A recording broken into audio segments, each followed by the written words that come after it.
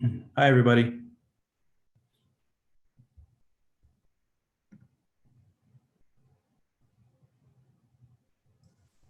Hi, Kyle.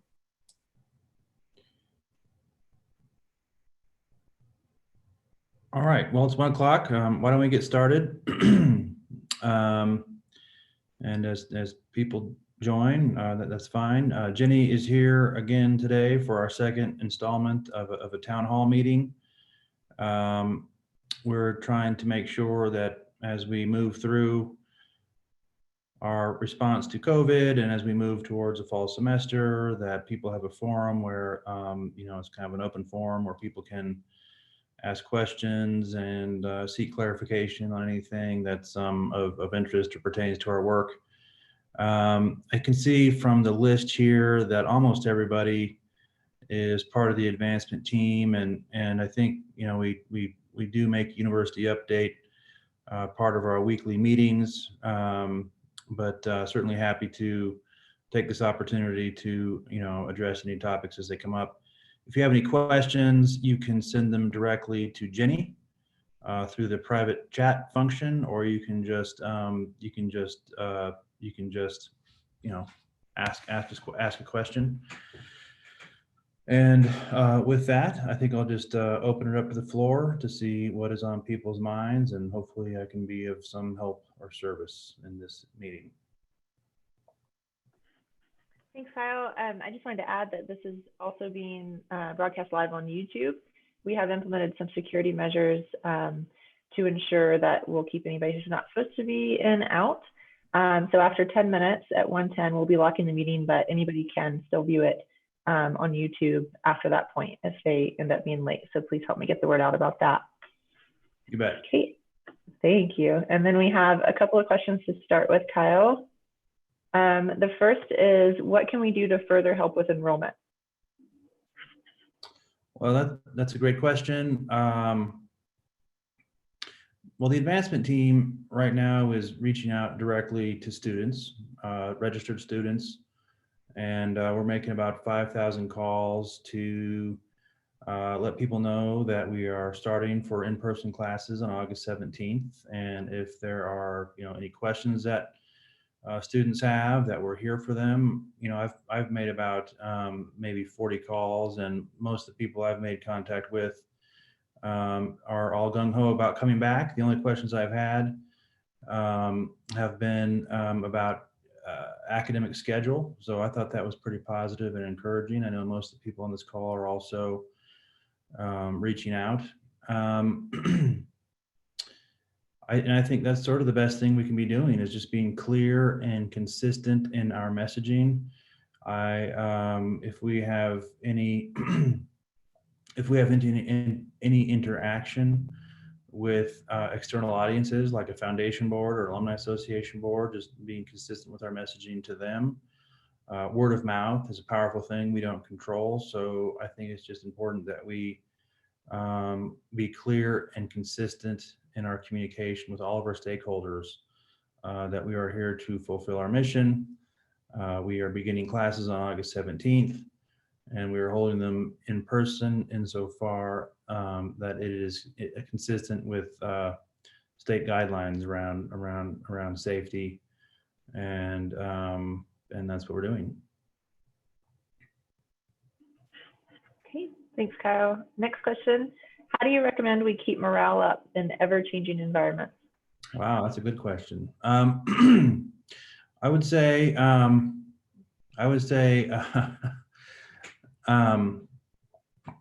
I think there are two things. I mean, everyone's life has different components, right? And your work is an important part of that life. And if there's things that you can do to stay focused on your job and add value and make contributions in the workplace, I think that's a way to sort of make sure that your morale is staying up and positive. And then it's also important to remain connected to your family, to your friends, to those things that give you energy in life outside of work, and focus on the things you can control. There's so much about this that is out of our control. In fact, almost everything about this is out of our control. So, I would give the same advice to this group as I would anyway. And that is, focus on the things you can control and focus on those things that give you sort of, energy, vibrancy, and a reason to wake up every day. And that's what I would encourage you all to do, is stay focused on your job, but also remain connected with your family and friends and those things that give you energy outside of the workspace. Okay. Thanks, Kyle. Next question. Are we planning on regular university activities in the fall beyond classes, i.e. football games, welcome back, orange and black, etc.? We are on the schedule for fall football. I think that Pauline, and for that matter, the conferences are an almost daily conversation about how best to do that.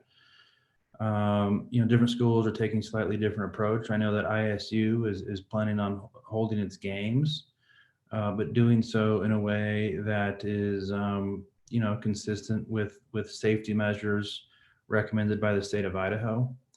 I know that homecoming is on the schedule it's on the schedule to happen.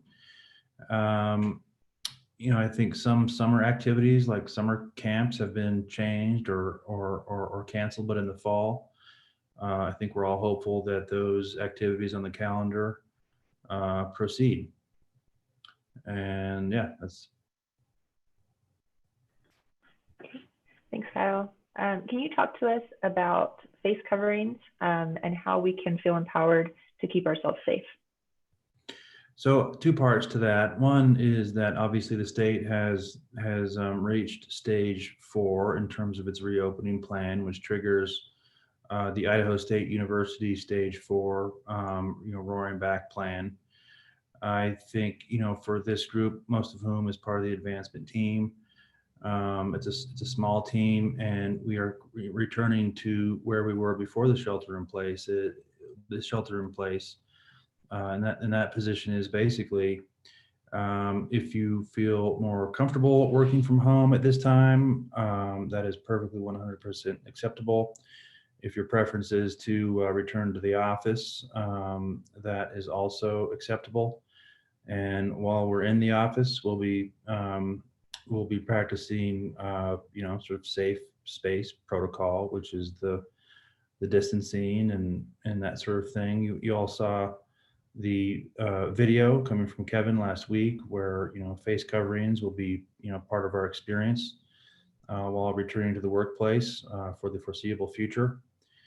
And I think common sense goes a long ways here, and doing all the things that we have been hearing about incessantly since this first broke out. So I think, I think you got to defer to your own sense of safety and preference for the near term in terms of how you approach the workplace. Thanks, Kyle. So you touched on this, so maybe you could just elaborate for us. When should someone in their 50s with some health concerns plan on being back in the office full time? I don't know that I can answer that. I know that right now, for the foreseeable future, we're taking a position of sort of personal preference. I would imagine that as things progress, there will be some guidance coming from the state and the university about what the expectation is for coming back to the office. I think for now and for the foreseeable future, again, I would say if someone is feeling vulnerable from a health standpoint, then we have the option of working from home, and that will be how we approach this for the near term, for the foreseeable future. Okay, great, thanks, Kyle. Next question, given the current client, what is your and admin council's most difficult problem/question right now, and how can we help? That's a really good question.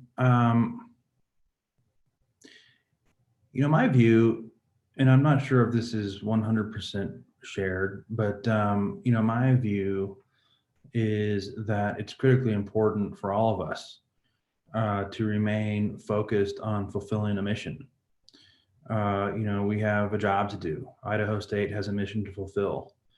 There are lots of activities and functions that go into that. And just because our circumstances change doesn't mean we don't have to sort of follow through on what it is we're trying to accomplish. Fundamentally, we are and always will be a university, a student-centric university, a critical component to the Pocatello community and to the Idaho community more broadly. And this pandemic and some of the civil unrest that we have been experiencing are very real things that have very real human impacts. They can also be extremely distracting and probably for very good reasons. But nonetheless, we have young men and women who are coming to this campus for an education, to improve their lives, to gain credentials. And the people on this call and the Idaho State University community more broadly are the ones who are helping those kids get across the finish line. So how do you remain focused on mission and stay on task, I think is the biggest challenge that we're all facing, not just the admin council, but for everybody. And I'll go back to where I started, and that is focus on the things that are in your control. Focus on the things that you can do in your daily life, both personally and professionally, to make a contribution and to help us fulfill our mission. Next question. Will ISU be participating in Welcome Back Orange and Black? Some students on the phone calls are asking. Welcome Back Orange and Black and what? Just that in the phone calls with students, that some are asking if we're going to be holding Welcome Back Orange and Black. Is Welcome Back Orange and Black the same thing as the Giving Day? So it's slightly different. It's in August, right at the start of school, as part of Week of Welcome for new students and current students. It's our communiversity come university. It's a combination between Idaho State University and the community, and it usually takes place in Old Town and is in a mix of community and university.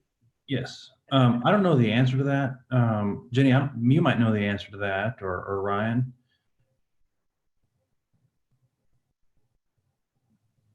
The last I heard was there's still plans being made, but I don't know if it's a guaranteed go or not. Do you know, Jenny? Have you? No, that's the same. I know that they are at this point planning on it, but that of course is not a guarantee. I'll check with Stuart right now as well. And I apologize, but I'm a little bit ignorant of this particular event. But is this one that is an ISU event, or is this a community event? It's mostly done by Old Town, but it's to welcome ISU students and kind of highlight some of the businesses and other services that the community has. All right. Okay. So ISU is fully supportive and participates in it, but it's kind of an Old Town thing. Got it. Okay. Thank you. Yep. And the goal is to kind of show students what Pocatello is all about and really connect them with the community and the town. Okay. I'll find out from Stuart and report back to everyone as soon as I hear back too. Next question though, in the meantime, as we resume in-person meetings with alumni donors, do you think wearing a mask will be required of ISU employees? Well, that's a good question. I think my understanding is that the requirement for wearing masks is on Idaho State University property and facilities, and that we would defer to the protocol of where it is we're going to meet someone, to their sort of protocol. So that's a question that I think, yeah, I think that's how I would answer it, but I have to say, I can't speak to that with 100% certainty. Okay, thanks, Kyle. Next question, how are the meetings with the deans and other unit heads about the advancement reorganization relaunch going? They're going well. We have made it through about 2/3 or 3/4 of them. You know, I think generally speaking, the deans are supportive. We are still on track for a July launch of the organization. I personally am very excited to kind of move into this next chapter, which is to you know, start to deliver on, you know, some of the advancement work that an advancement division is supposed to deliver on, more externally facing type of work, more donor interaction type of work. You know, this past 6 months, we've been focused on organizational assessment and organizational design and organizational launch. And ultimately, that's not what raises the profile of Idaho State University. The things that raise the profile of Idaho State University are having a case and a narrative for support, and having, you know, deans and other stakeholders on the same page about that case, and getting, you know, principal donors and annual donors on board for that case. And so, you know, the first thing to do is to, you know, build the infrastructure and the engine. But ultimately, that's not the outcome we're looking for. The outcome we're looking for is to tell the Idaho State story, and to you know, inspire people's individual private support, and to you know, put Idaho State in a better position to fulfill its mission. Okay, thanks, Kyle. I'm getting word that the Orange and Black, Welcome Back Orange and Black has not been canceled yet, but I'm going to reach out to Stephanie and Pelagi, I'm not sure how to say that, in Old Town, visit Pocatello, and see if she knows anything. And if I don't hear back, then I'll let you know, Kyle and Vicki, and you guys can help me get the word out about that. Sure. Okay, great. Next question, what are the best lessons learned over the past 8 to 10 weeks of COVID? What did we, ISU, do best? What can we do better if there is a next time? Well,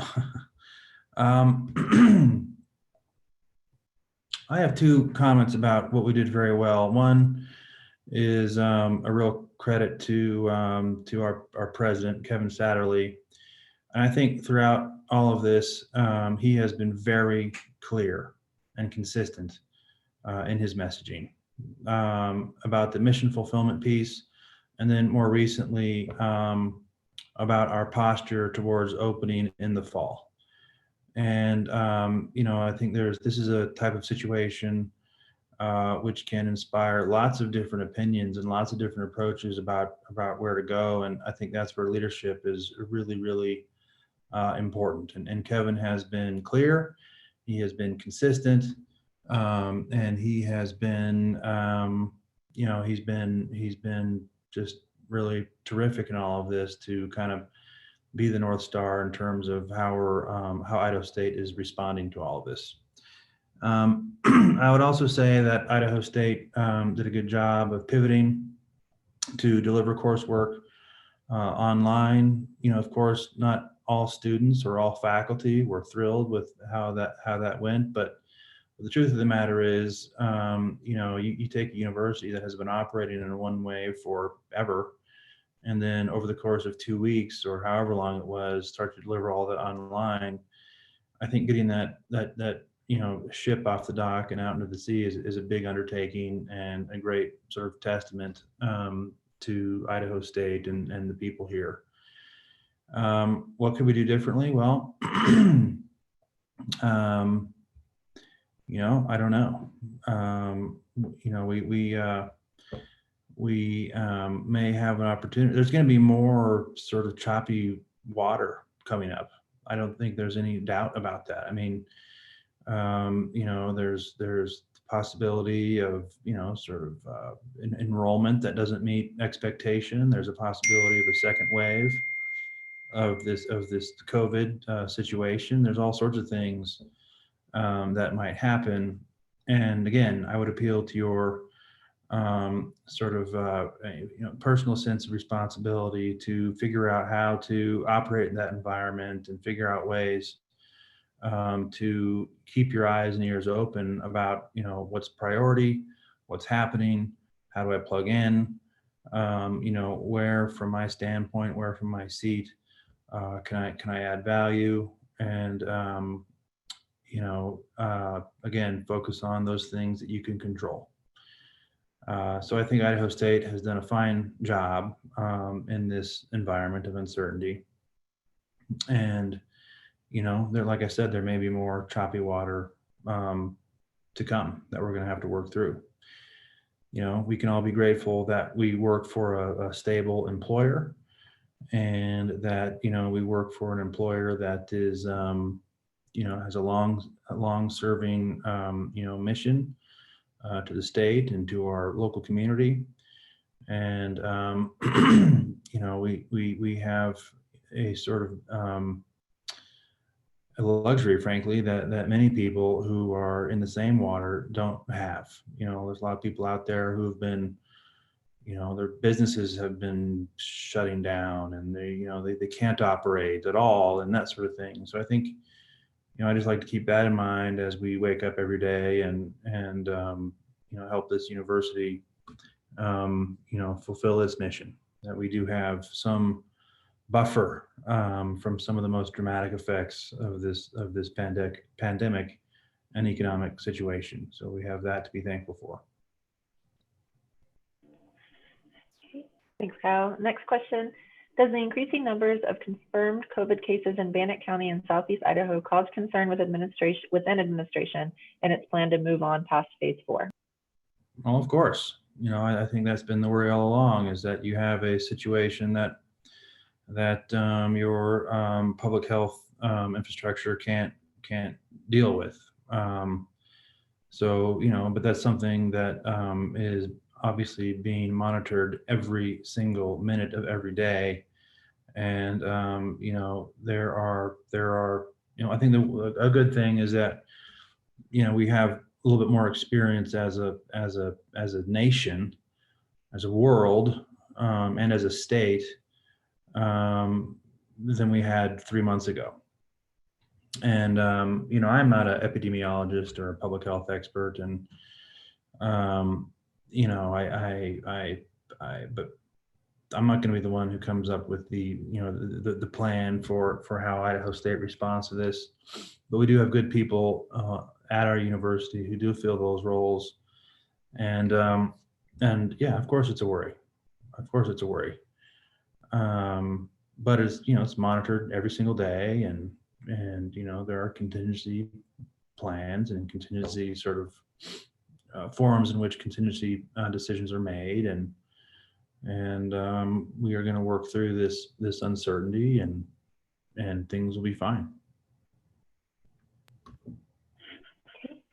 Follow-up question to that. Can you speak to whether or not Admin Council and EOC will go with the governor's request, or, sorry, I'm trying to figure out what that word is. Go with the governor's request or deviate depending on the actual situation? What is the governor's request?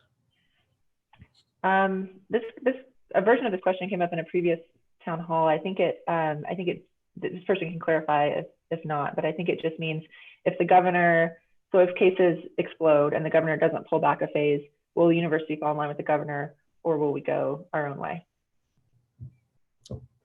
I mean, I don't know the answer to that question. My sense is that Idaho State University, being a state agency, is going to be operate in pretty close concert with the governor.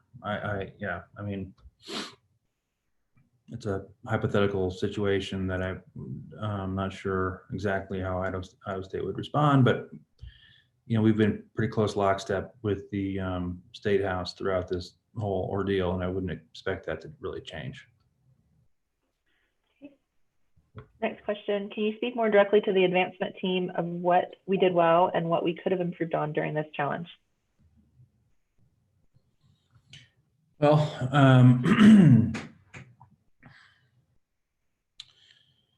well, that's interesting. I think we've done a good job of focusing on some kind of back office tasks that needed to be handled during this time. There were a number of, sort of policy / operational / sort of organizational things that a number of people on the team were very deeply involved with, and so I think we continued to make progress on this organizational relaunch. So I think that's a positive. I'm pleased that we've been able to pivot and provide support to the Office of Admissions as we are looking towards fall enrollment. In terms of things that could have been done better, I know for myself, it was a bit sort of shocking and disorienting to all of a sudden have to do everything virtually, and trying to figure out ways to to manage and to communicate. I am someone who likes to pop in on people and do the 3-minute sort of meeting, and we don't have that opportunity right now. So I think it's been a learning curve for everybody to move to this virtual environment, and I think we've done fairly well with it. Great, thanks, Kyle. That's the last question that I have at the moment. Great.